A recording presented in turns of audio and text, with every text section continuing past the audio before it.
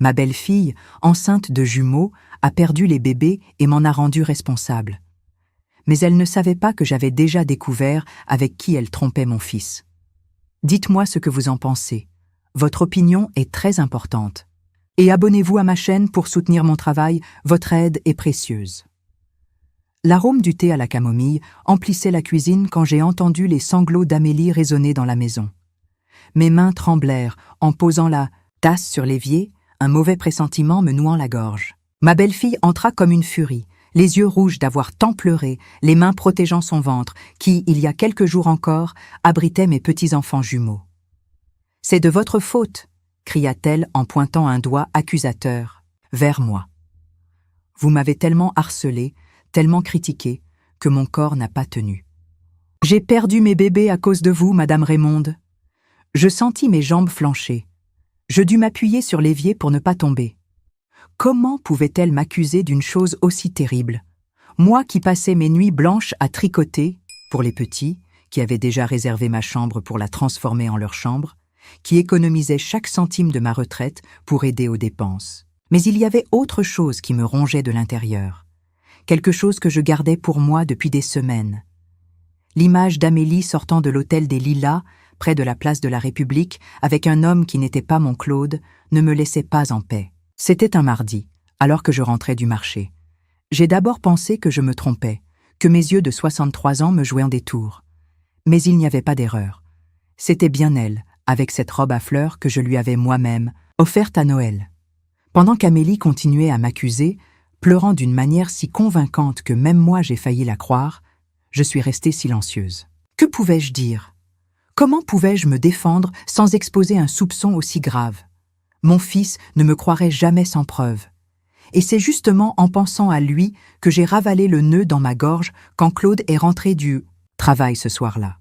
Amélie a répété toute l'histoire, ses larmes paraissant maintenant encore plus abondantes. Mon fils, mon enfant que j'ai élevé seul après que son père nous a quittés, me regarda comme s'il ne me connaissait plus. « Comment as-tu pu faire ça, maman ?» demanda-t-il, la voix étranglée de déception. « Comment as-tu pu nous faire ça ?» Dans les jours qui suivirent, ma propre maison se transforma en une sorte de prison. Les chuchotements s'arrêtaient quand j'entrais dans la cuisine.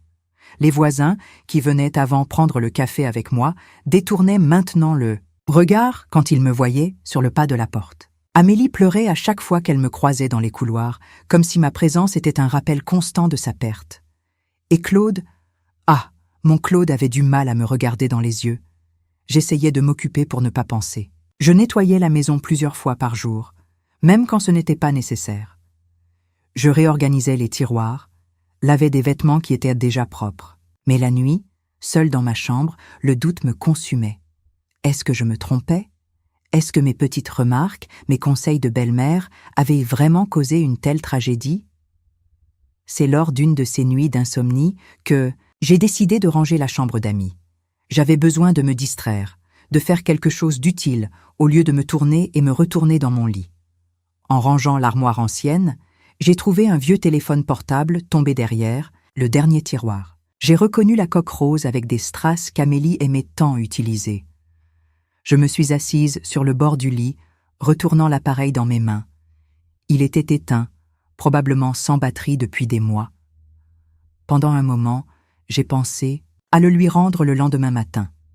Mais quelque chose en moi, peut-être ce même instinct qui m'a fait élever un fils seul, me disait que là pouvait se trouver la réponse à mes doutes. J'ai branché le chargeur et j'ai attendu. Quand l'écran s'est allumé, j'ai découvert qu'il n'y avait pas de mot de passe. Amélie avait dû oublier de le reconfigurer après avoir changé de téléphone. Mes mains tremblaient en naviguant dans les applications de messagerie. Je savais que j'envahissais sa vie privée.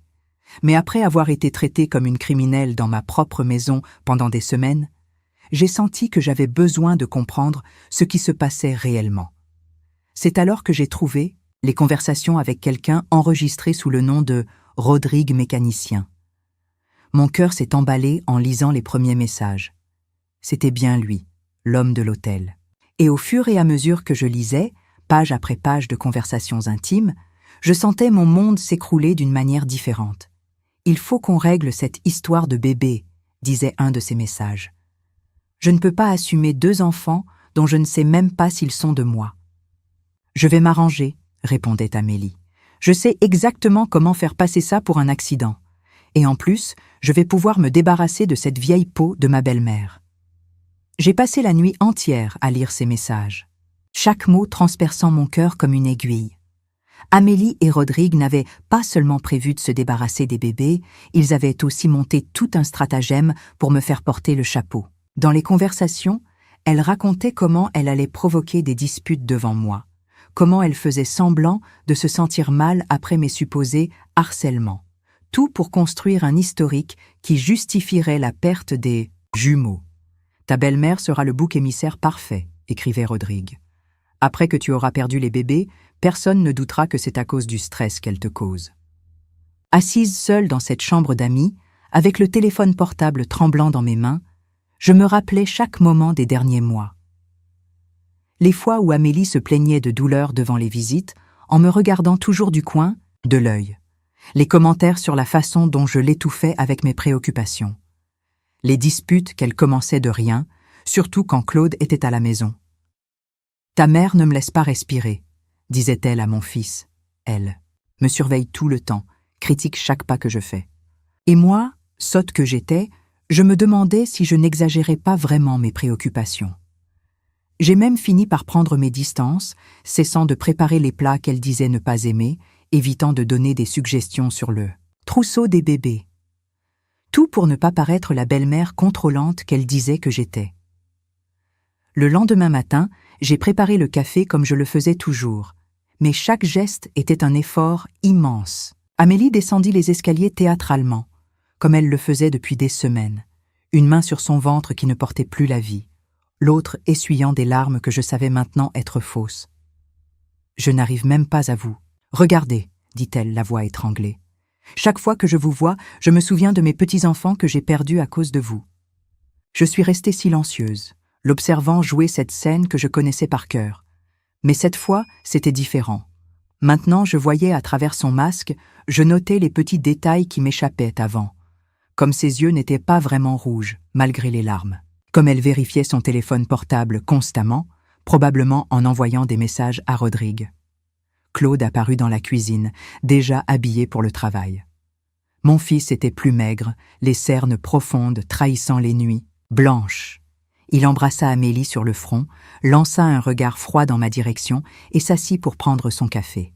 « Fils, commençai-je, en lui servant son café au lait comme il l'aimait depuis tout petit. Il faut qu'on parle. »« Pas maintenant, maman, » coupa-t-il sans me regarder dans les yeux. « Je dois aller travailler. » « C'est important, insistai-je, mes mains serrant le tablier usé que je portais depuis des années. Plus important que mon. « Travail ?» répondit-il sèchement. « Ça ne suffit pas tout le préjudice que j'ai dû payer à l'hôpital ?» Amélie sanglota bruyamment, cachant son visage dans ses mains. « Tu vois, elle n'arrête pas, Claude, elle continue de me torturer. » À ce moment-là, j'ai senti quelque chose se briser en moi. Ce n'était pas seulement de la douleur, c'était un mélange de rage, de déception et d'une tristesse si profonde qu'elle semblait infinie. Là était mon unique fils, que j'avais élevé seul après que son père nous ait quittés, croyant au mensonge d'une femme qui non seulement a trahi sa confiance, mais a été capable d'utiliser la perte de ses propres enfants comme une arme. « Je crois qu'il vaut mieux que vous commenciez à chercher un autre endroit où vivre, » dit Claude en se levant de la table. « Amélie a besoin de paix pour se remettre. » Alors qu'il partait au travail, je vis du coin de l'œil ma belle-fille taper rapidement sur son téléphone portable, probablement en racontant la nouveauté à Rodrigue. Je suis montée dans ma chambre et j'ai pleuré en serrant mon oreiller dans mes bras, comme je ne l'avais pas fait depuis que mon mari était parti en me laissant avec un petit garçon à élever. Mais quelque chose avait changé en moi. Je n'étais plus seulement la belle-mère accusée injustement. Maintenant, j'étais une femme qui portait une vérité trop lourde pour la garder seule. J'ai pris l'ancien téléphone portable d'Amélie et j'ai commencé à photographier chaque message, chaque preuve de la conspiration qui avait détruit non seulement 2 vies innocentes, mais aussi le bonheur de mon fils. Cet après-midi-là, alors que j'étais seule à la maison, j'ai pris le téléphone et j'ai composé le numéro de l'atelier mécanique qui apparaissait dans les conversations. Une voix masculine répondit et je pris une profonde inspiration avant de parler. « Bonjour, Je voudrais parler à Rodrigue. Je suis la belle-mère d'Amélie. Il y eut un silence de l'autre côté de la ligne, suivi d'un raclement de gorge nerveux. Madame Raymonde ? Oui, répondis-je en essayant de garder la voix ferme. Il faut qu'on parle. C'est à propos des jumeaux. Nous avons convenu d'un rendez-vous pour le lendemain, dans une boulangerie du centre-ville. J'ai passé la nuit blanche à réfléchir à la façon de mener cette conversation. Il ne s'agissait pas seulement d'exposer la vérité. Il s'agissait de rendre justice à mes petits-enfants qui n'ont jamais eu la chance de naître. Le lendemain matin, j'ai mis ma plus belle robe, celle bleu marine que je gardais pour les occasions spéciales. J'ai relevé mes cheveux gris en un chignon discret et j'ai mis un rouge à lèvres clair. En me regardant dans le miroir, j'ai vu non seulement la dame de 63 ans que tout le monde connaissait, mais une femme qui était sur le point de se battre pour la vérité. Rodrigue était déjà dans la boulangerie quand je suis arrivée. Il était plus jeune que je ne l'imaginais, il ne devait pas avoir plus de 35 ans. Je me suis assise en face de lui, nous avons commandé un café, et puis j'ai commencé. « C'est tout ?» dis-je en posant le vieux téléphone portable sur la table. Chaque message, chaque plan, chaque mensonge. Il pâlit, ses grandes mains calleuses de mécanicien tremblant en tenant sa tasse. Pendant 2 heures, je l'ai laissé parler, enregistrant chaque mot sur mon nouveau téléphone portable, cadeau de Noël de mon fils. Rodrigue a tout raconté. Comment il a rencontré Amélie, comment ils ont commencé leur liaison, comment elle a suggéré d'utiliser mon harcèlement pour masquer ses plans. Je suis rentrée à la maison cet après-midi-là avec un poids différent sur la poitrine. L'enregistrement sur mon téléphone portable était comme une bombe prête à exploser, détruisant la vie que nous connaissions. Mais en gravissant les marches du perron, j'ai réalisé que cette vie était déjà détruite depuis longtemps. Je ne le savais tout simplement pas. Amélie était dans le salon, feuilletant un magazine de décoration avec cet air de victime, qu'elle avait perfectionné ces derniers mois. Quand elle m'a vue, elle a commencé sa mise en scène habituelle, les yeux larmoyants, la main sur le ventre vide, le soupir douloureux. Mais cette fois, au lieu de détourner le regard et de m'enfuir, dans ma chambre, je me suis assise dans le fauteuil en face d'elle. « Il faut qu'on parle des bébés », dis-je en gardant la voix calme. « Vous n'avez pas le droit », explosa-t-elle en jetant le magazine par terre. « Vous n'avez pas le droit de parler de mes enfants que vous avez tués. » J'ai observé ces fausses « hey », larmes, son théâtre bien répété, et j'ai ressenti une profonde tristesse. Pas pour moi, mais pour mes petits-enfants que je n'ai jamais connus. Pour ces 2 vies qui ont été utilisées dans un jeu cruel de mensonges et de trahison. « Vous étiez à l'hôtel des Lilas il y a 3 mois, dis-je doucement, en voyant la couleur disparaître de son visage. Avec Rodrigue, le mécanicien. Amélie se figea un instant, mais reprit vite contenance. « Vous êtes folle. Vous inventez des choses pour vous débarrasser de votre culpabilité. J'ai les messages, Amélie. Tous. Sur votre ancien téléphone portable, celui avec la coque rose que vous avez oublié derrière l'armoire. » Elle se leva d'un bond, les mains tremblant de vérité pour la première fois. « Vous n'aviez pas le droit, c'est une violation de la vie privée. »« Et vous aviez le droit d'enlever la vie de mes petits-enfants » demandai-je en sentant les larmes couler sur mon visage ridé. « Vous aviez le droit de détruire mon fils ?» C'est alors que le masque tomba complètement. Le visage d'Amélie se transforma, révélant une cruauté que je n'avais jamais vue auparavant. « Prouvez-le, » dit-elle avec un sourire froid sur les lèvres. « Prouvez que j'ai fait quelque chose. Personne ne croira une vieille peau fouineuse, comme vous. »« Je n'ai rien à prouver, » répondis-je en me levant lentement. Rodrigue a déjà tout raconté. Je vis la panique grandir dans ses yeux. « Vous lui avez parlé ?» 2 heures de conversation dans une boulangerie du centre-ville. J'ai enregistré chaque mot. Elle s'avança vers moi, essayant d'attraper mon sac, mais j'étais déjà préparée. Je fis un pas en arrière, protégeant le téléphone portable où je gardais toutes les preuves. « Ça ne sert à rien, Amélie. J'ai déjà fait des copies. De tout. »« Vieille misérable !» cria-t-elle, son visage transformé par la colère. « Vous n'allez pas détruire ma vie. »« Vous avez détruit votre propre vie, » répondis-je en sentant une force que je ne savais pas avoir, et la vie de mes petits-enfants. C'est à ce moment-là que la sonnette retentit. C'était Madame Zuleika, notre voisine d'en face, qui venait, toujours en fin d'après-midi pour prendre un café. Amélie changea immédiatement d'expression, les larmes de crocodile revenant à ses yeux. « Entrez, Madame Zuleka, dis-je en ouvrant la porte.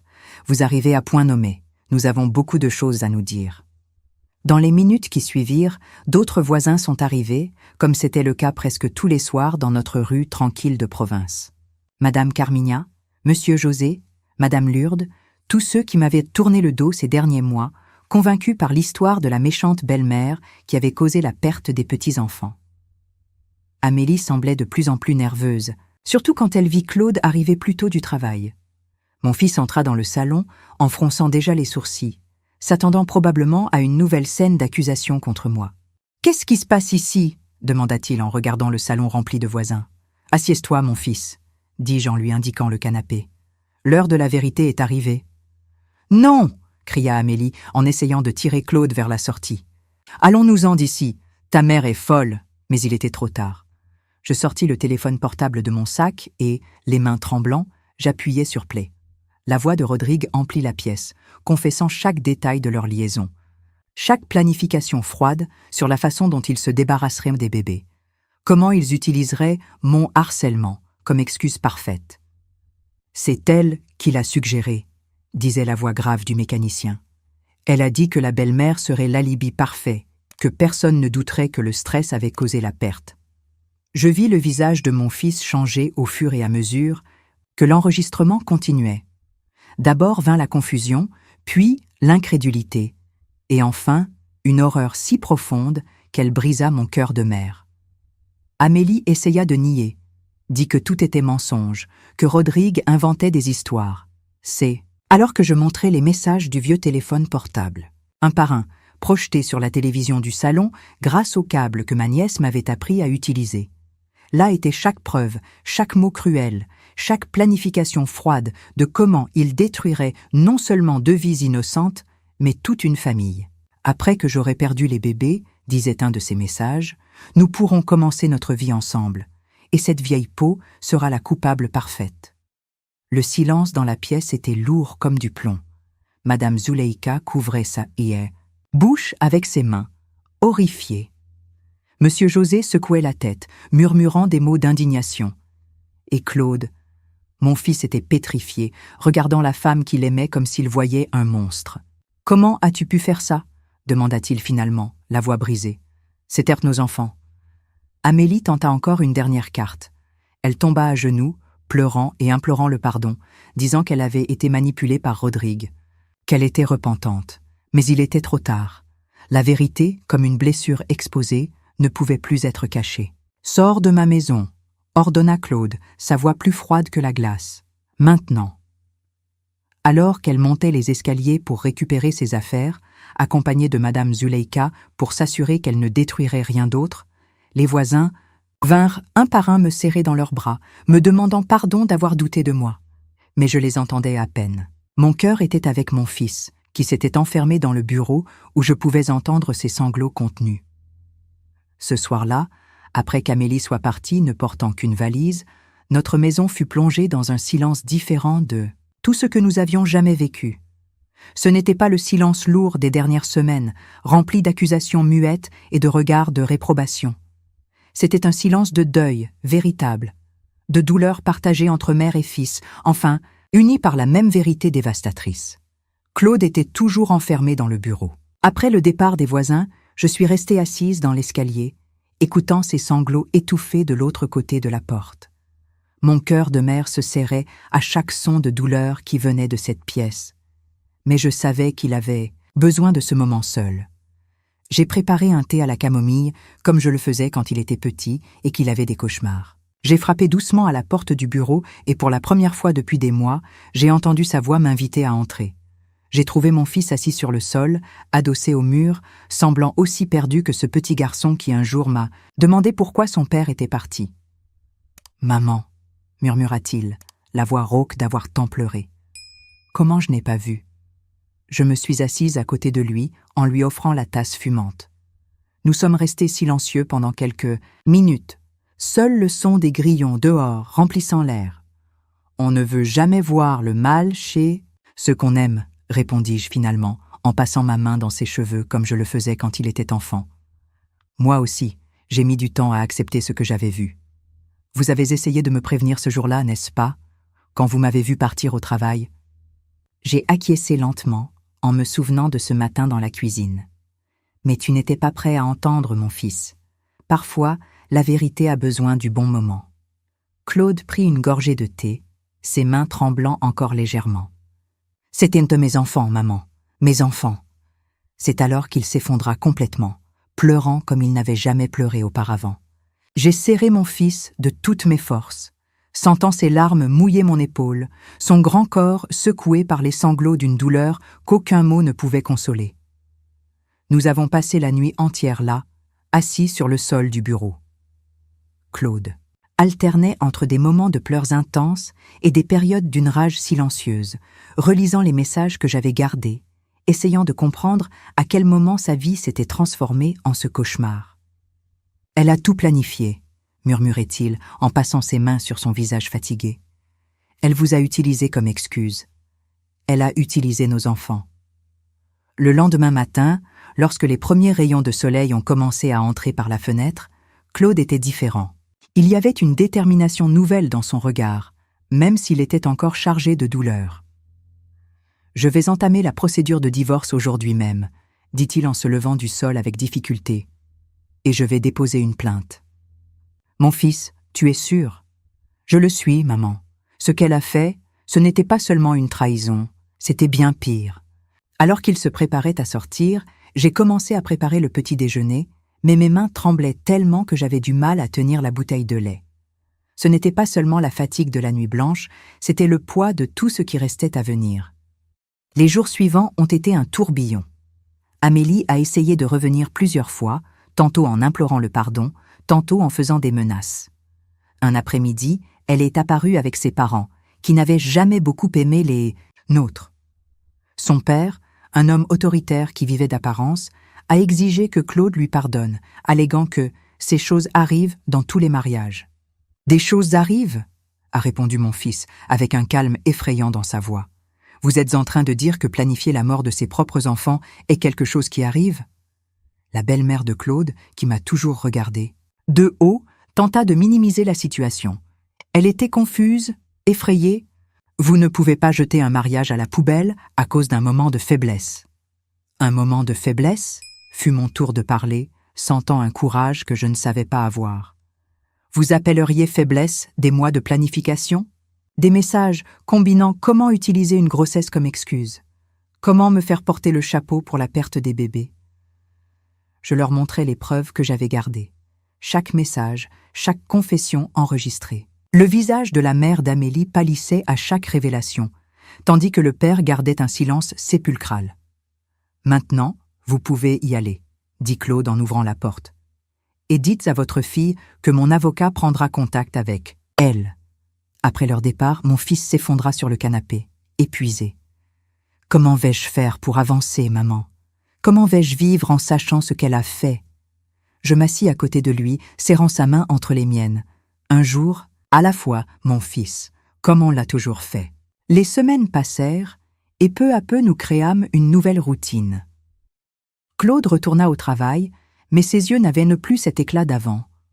Parfois, je le surprenais immobile devant la chambre qui aurait dû être celle des jumeaux, où il y avait encore des pots de peinture et quelques meubles démontés. Un matin, je le trouvais en train d'essayer de tout ranger dans des cartons. « Tu n'as pas besoin de faire ça tout seul, » dis-je depuis la porte. « Si, j'en ai besoin, maman.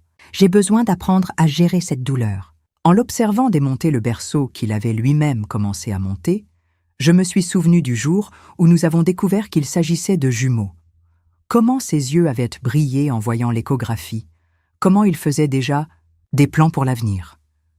Tout ce rêve avait été détruit par la cupidité et la cruauté. Mais alors, quelque chose d'inattendu se produisit. Parmi les affaires de la chambre, Claude trouva une enveloppe que je ne connaissais pas. À l'intérieur, il y avait d'autres échographies, plus anciennes que celles que nous avions vues, avec le nom d'un autre médecin, d'une autre ville. « Maman » appela-t-il, la voix tremblante. « Regarde la date. » Elle datait de 2 mois avant. La grossesse que nous connaissions. Sur le papier, c'était clair. Grossesse de 8 semaines, sans anomalie. Elle était déjà enceinte avant, murmurai-je, sentant mon cœur se serrer encore plus. Claude prit son téléphone portable, avec des mains tremblantes, et appela le médecin dont le nom figurait sur l'examen. Après quelques insistances et explications de la situation, nous découvrîmes la vérité la plus cruelle. Amélie avait subi une intervention pour interrompre cette première grossesse, affirmant que ce n'était pas le bon moment. Alors, ce n'était pas la première fois, murmura Claude en laissant tomber son téléphone portable sur le sol. Elle avait déjà fait ça avant. La découverte de cette échographie changea tout. Ce n'était plus seulement l'histoire d'une trahison et d'une perte, c'était le déroulement d'une toile de mensonges beaucoup plus ancienne et profonde que nous ne l'imaginions. Claude passa des jours plongé dans une enquête silencieuse, passant des appels, reliant des points qui semblaient auparavant isolés. C'est un dimanche après-midi, alors que j'arrosais les plantes du jardin, que mon fils arriva à la maison avec un dossier rempli de documents et un regard que je connaissais bien, le même qu'il avait quand il était enfant et qu'il découvrait. Quelque chose d'important. « Maman !» appela-t-il en s'asseyant sur le banc de la véranda. « Il faut que je te raconte quelque chose, mais je ne sais pas si tu es prête à entendre. » Je posai mon arrosoir et m'assis à côté de lui, mon cœur anticipant déjà que quelque chose de grand allait arriver. « Parle, mon fils. Tu te souviens de Marinette, cette ancienne employée de la clinique où Amélie faisait ses examens ?» J'acquiesçai en me souvenant de cette dame sympathique qui nous accueillait toujours avec un sourire. Elle m'a contactée. Hier, elle a dit qu'elle n'en pouvait plus de garder ce qu'elle savait. Claude ouvrit le dossier et commença à étaler des papiers sur la table de la véranda. Amélie avait un historique à la clinique. Ce n'était pas la première fois qu'elle faisait ça. Je sentis mes jambes flancher, même étant assise. « Comment ça, mon fils ?» Avant de me connaître, elle avait déjà fait la même chose avec un autre homme. Elle s'est impliquée avec lui, est tombée enceinte, a utilisé la grossesse pour obtenir ce qu'elle voulait, et ensuite, sa voix faiblit. Ensuite, elle s'est arrangée pour perdre le bébé, en faisant porter le chapeau à l'homme pour le stress. Les pièces commencèrent à s'emboîter dans mon esprit comme un puzzle macabre. Les fois où j'ai surpris Amélie en petits mensonges qui n'avaient pas de sens. La façon dont elle changeait de sujet quand quelqu'un mentionnait son passé. La façon calculée dont elle avait prévu de m'utiliser comme bouc émissaire. « Il y a plus », continua Claude, sa voix tremblant légèrement. Marinette m'a montré son dossier complet. Amélie avait un arrangement avec un médecin d'une clinique clandestine. Elle faisait ça pour de l'argent, maman. Pour de l'argent, répétai-je, sans parvenir à absorber ce que j'entendais. Elle choisissait des hommes ayant de bonnes conditions financières, tombait enceinte exprès, et ensuite, il prit une profonde inspiration, comme si chaque mot lui faisait mal. Ensuite, elle utilisait la perte du bébé pour obtenir de l'argent, soit par chantage émotionnel, soit par accord de séparation. À ce moment-là, je me suis souvenu de la façon dont Amélie avait insisté pour que Claude place une partie considérable de ses économies sur un compte joint, juste après avoir découvert la grossesse des jumeaux. Comment elle avait suggéré que nous vendions la maison qui était la nôtre depuis 3 générations, affirmant qu'ils avaient besoin d'un endroit plus grand pour les enfants. « Et Rodrigue ?» demandai-je en craignant la réponse. Ce n'était qu'un de plus sur la liste. Elle l'a rencontré au garage et a découvert qu'il avait reçu un héritage considérable de son père. Le plan était d'utiliser la grossesse pour lui soutirer de l'argent aussi, en lui faisant croire que les bébés pouvaient être les siens. Nous restâmes silencieux pendant quelques minutes, seul le bruit des oiseaux dans le jardin emplissant l'air lourd de l'après-midi. Je regardais, mon fils, voyant non seulement la douleur sur son visage, mais aussi une force qui commençait à naître. « Qu'est-ce que tu vas faire de tout ça ?» demandai-je finalement. « Je l'ai déjà fait, » répondit-il avec un éclat différent dans les yeux. « J'ai remis toutes les preuves à la police et au conseil de l'ordre des médecins. Le médecin qui l'aidait a déjà été suspendu et Amélie, eh bien, elle va devoir répondre de tout ce qu'elle a fait. » C'est à ce moment-là que nous entendîmes une voiture se garer brusquement devant notre maison. C'était Amélie, plus incontrôlable que jamais. Elle envahit le jardin en criant, son visage défiguré par la rage. « Vous n'aviez pas le droit. »« De faire ça !»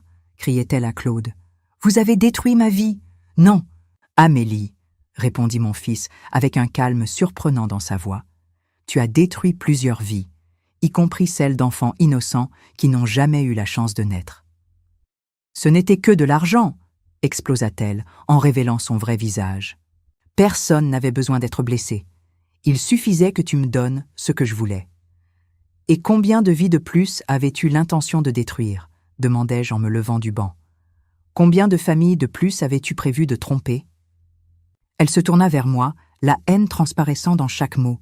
Vous avez tout gâché, cette vieille peau fouineuse qui ne savait pas rester à sa place.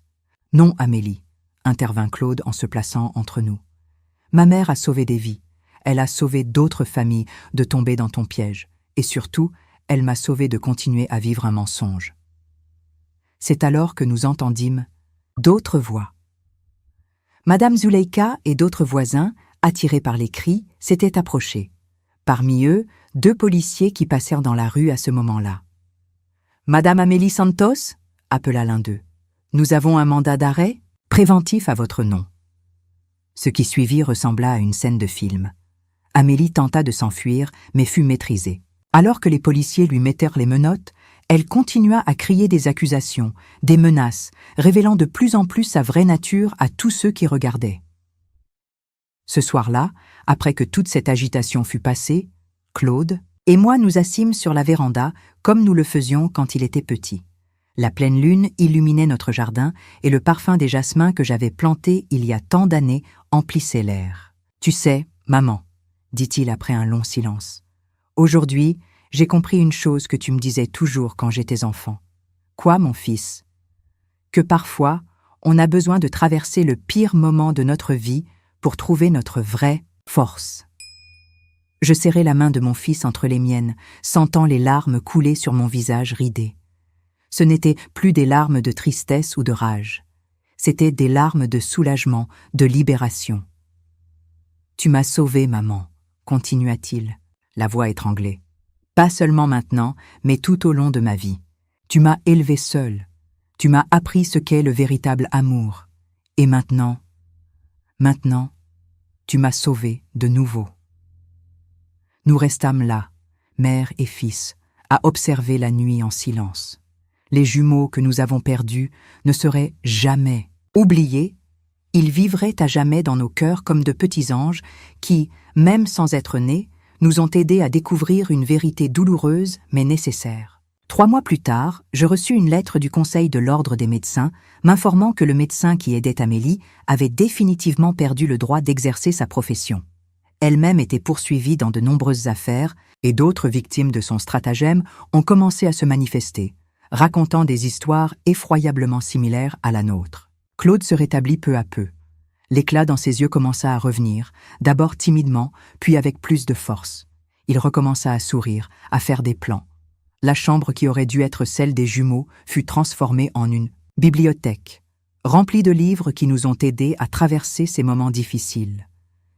Et moi, j'ai appris que même à 63 ans, une femme peut découvrir qu'elle a plus de force qu'elle ne l'imaginait. Que l'amour d'une mère ne se limite pas à protéger. Il s'agit parfois de se battre, même quand le monde entier semble être contre vous. Aujourd'hui, quand je vois mon fils rentrer du travail, portant dans son sac à dos les livres d'un cours de spécialisation qu'il a décidé de suivre, je sens que cela en valait la peine. Chaque larme versée, chaque nuit blanche, chaque moment de douleur, tout a servi à nous amener jusqu'ici, plus forts, plus unis et surtout plus sages. Les fleurs de mon jardin continuent de pousser, témoins silencieux de notre histoire. Et tous les après-midi, quand je m'assieds sur la véranda pour prendre mon thé, je remercie d'avoir eu le courage de me battre pour la vérité. Parce que parfois, l'amour d'une mère ne se limite pas à embrasser et à protéger. Il s'agit d'avoir le courage d'affronter les tempêtes pour sauver ceux que l'on aime.